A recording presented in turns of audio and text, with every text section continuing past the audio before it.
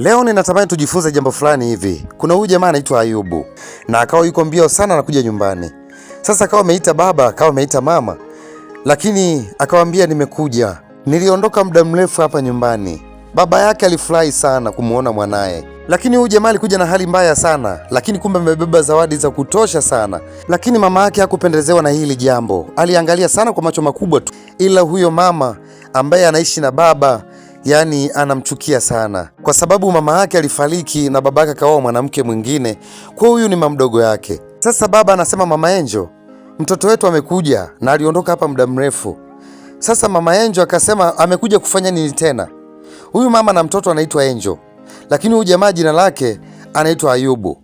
Sasa huyu mama akawa na foka, anasema amekuja kufanya nini tena hapa? Atatuvurugia ratiba zetu tu, na saizi chakula hamna, maisha ni magumu, alafu kanakuja huko na begi lake eti kanakuja nyumbani. Baba yake akabaki kushangaa, Mama Angel anafanya nini? Sasa Angel akawa anakuja, anakuta kaka yake yupo amekuja, naye anamchukia kaka yake, huyu ni hatari.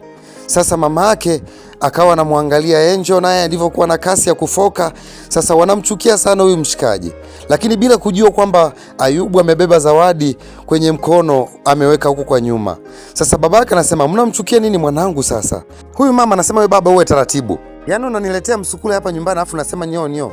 Huyu baba anasema, sasa ni kosa gani ambalo nimelifanya mimi? Ayubu ni mwanangu na Angel ni mwanangu. Huyu mama anasema, wewe mwenyewe unajua maisha ni magumu, sasa ningekata shingo mimi angenikuta peke yangu nyumbani. Huyu baba anasema, kuona roho mbaya hivyo. Kwa hiyo mtoto wangu anakuja, mwanangu anakuja kwa upendo wake dhati kabisa kurudi nyumbani.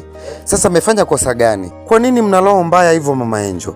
Mwanangu amekuja, lakini hamtaki kumsamini.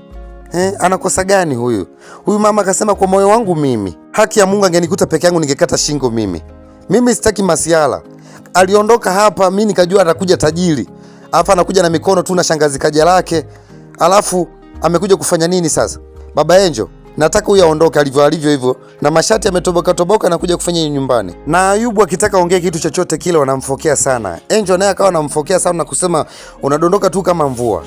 Bwana we, mimi ni Ano Voice, jitu la mtumba chuma cha Mjerumani. Nikuombe usipite bila kusubscribe channel yangu na kubonyeza alama ya kengele. Tukutane kwenye part 2. Thank you guys.